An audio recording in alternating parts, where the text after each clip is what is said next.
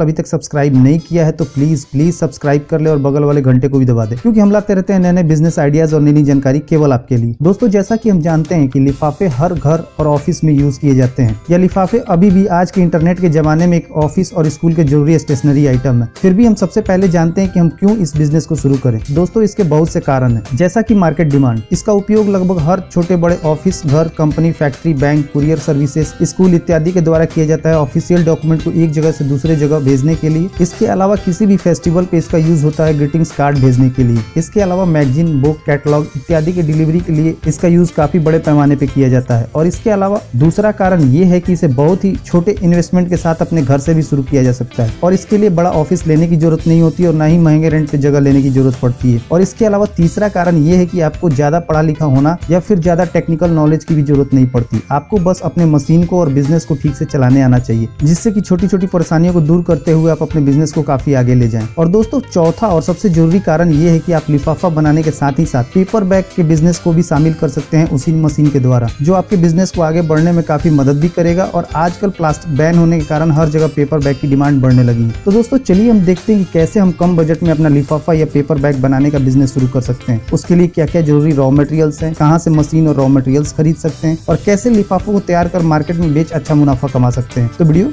देखते रहिए।